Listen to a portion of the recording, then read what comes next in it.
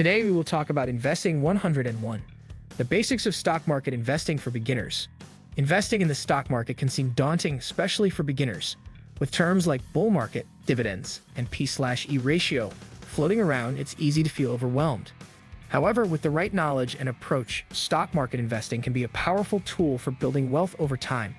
This guide will introduce you to the basics of stock market investing, helping you gain the confidence to start your investment journey. What is the stock market? The stock market is a collection of markets where stocks, shares of ownership in businesses, are bought and sold. When you buy a stock, you're purchasing a small piece of a company. The value of that stock can increase or decrease based on the company's performance, economic conditions, and market sentiment. The stock market is divided into two primary sections.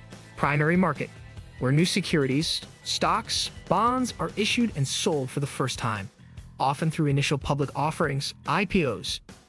Secondary market, where existing securities are traded among investors. The New York Stock Exchange, NYSE and Nasdaq are two of the largest secondary markets in the world. Why invest in stocks? Investing in stocks offers several potential benefits. Wealth building. Historically, stocks have offered higher returns over the long term compared to other asset classes like bonds and real estate. Income generation. Some stocks pay dividends, which are a share of the company's profits distributed to shareholders. This can provide a steady income stream. Inflation hedge. Stocks have the potential to outpace inflation, preserving and growing your purchasing power over time. Ownership and voting rights. As a shareholder, you own a piece of the company and may have voting rights on certain corporate matters. Understanding key investment concepts. Before diving into stock market investing, it's essential to understand some key concepts. Stocks versus bonds. Stocks represent ownership in a company. Stockholders have a claim on part of the company's assets and earnings. Stocks can appreciate in value and offer dividends, but they come with higher risk. Bonds are loans made to a company or government. Bondholders receive interest payments over time and are repaid the principal amount at maturity. Bonds are generally considered safer than stocks but usually offer lower returns. Risk and return. Risk refers to the possibility of losing money on an investment. In general, higher risk investments offer the potential for higher returns but also greater losses. Return. The gain or loss on an investment over a specific period. Returns can come from capital appreciation, an increase in stock price, or income, dividends. Risk tolerance, your ability and willingness to endure market volatility. Younger investors might have a higher risk tolerance because they have more time to recover from losses, whereas older investors might prefer safer investments. Diversification. Diversification involves spreading your investments across various assets to reduce risk. By owning a mix of stocks from different sectors, bonds, and perhaps other assets, you can minimize the impact of a poor-performing investment on your overall portfolio. Compound interest. Compound interest occurs when the returns on your investment generate their own returns. This process causes your investment to grow at an accelerating rate over time. The earlier you start investing, the more you can benefit from compounding. Market capitalization. Market capitalization. Market cap refers to the total market value of a company's outstanding shares. It's calculated by multiplying the stock price by the number of outstanding shares. Companies are generally categorized as large cap, companies with a market cap over $10 billion, mid cap, companies with a market cap between $2 billion and $10 billion, small cap, companies with a market cap under $2 billion. Large cap stocks are often seen as more stable, while small cap stocks may offer higher growth potential but with greater risk. How to start investing in the stock market. Getting started with stock market investing involves several steps. Set clear financial goals. Determine what you want to achieve with your investments. Are you saving for retirement, a down payment on a house, or a child's education? Your goals will influence your investment strategy, time horizon, and risk tolerance. Build an emergency fund. Before investing in the stock market, it's crucial to have an emergency fund, typically 3 to 6 months worth of living expenses in a savings account. This ensures you have a safety net in case of financial emergencies and don't have to sell investments at an inopportune time. Choose a brokerage account. A brokerage account is a platform where you can buy and sell stocks. When choosing a brokerage, consider factors such as fees, account minimums, available investment options, and customer service. Some popular online brokerages include Fidelity, Charles Schwab, Robinhood, E*TRDE, Vanguard.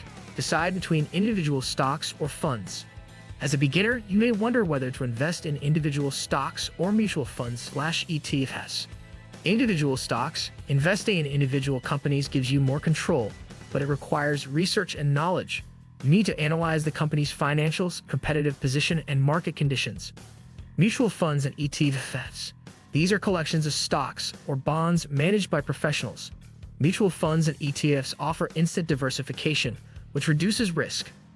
They are ideal for beginners who want broad market exposure without having to pick individual stocks. Historically, stocks have offered higher returns over the long term compared to other asset classes like bonds and real estate. Start with index funds or ETFs. For beginners, index funds and ETFs, exchange-traded funds, are often recommended. These funds track a specific market index, like the S&P 500, and provide diversified exposure to a wide range of companies. They are low-cost, passive investments that tend to perform well over the long term. Invest regularly with dollar-cost averaging. Dollar-cost averaging is an investment strategy where you invest a fixed amount of money at regular intervals, regardless of market conditions. This approach reduces the impact of market volatility and allows you to buy more shares when prices are low and fewer when prices are high. Reinvest dividends. If you invest in dividend-paying stocks or funds, consider reinvesting those dividends to buy more shares. This can accelerate the growth of your investment over time through compounding. Monitor and adjust your portfolio. While long-term investing involves holding onto investments for years, it's essential to monitor your portfolio periodically. Ensure that your investments align with your goals and risk tolerance. If needed, rebalance your portfolio by selling assets that have grown too large and buying more of those that have underperformed. Stock market strategies for beginners. As you become more comfortable with investing, you may explore different strategies to optimize your returns. Growth investing. Growth investing focuses on companies that are expected to grow their earnings at an above-average rate compared to others. These companies often reinvest their profits into expanding their business. While growth stocks can be more volatile, they offer the potential for significant capital appreciation. Value investing. Value investing involves buying stocks that appear to be undervalued by the market. Value investors look for companies that are fundamentally strong, but are trading at a lower price relative to their earnings, assets, or future growth prospects. The goal is to buy low and sell high as the market recognizes the company's true value. Income investing. Income investing is centered around generating a steady income from your investments, primarily through dividends. Investors focus on companies with a strong track record of paying and increasing dividends. This strategy is particularly popular among retirees who seek regular income. Buy and hold. The buy and hold strategy involves purchasing stocks or funds and holding them for an extended period, regardless of market fluctuations. This long-term approach takes advantage of the stock market's historical upward trend and reduces the temptation to time the market. Common mistakes to avoid. Beginners often make mistakes that can hinder their investment success. Here are some common pitfalls to avoid. Trying to time the market. Timing the market. Trying to buy low and sell high can be tempting, but it's incredibly difficult to do consistently. Instead of attempting to predict short-term market movements, focus on long-term investing. What do you think of our video? Let me know in the comments section below. Before you go, please hit the like button and subscribe to my channel. Thanks for watching.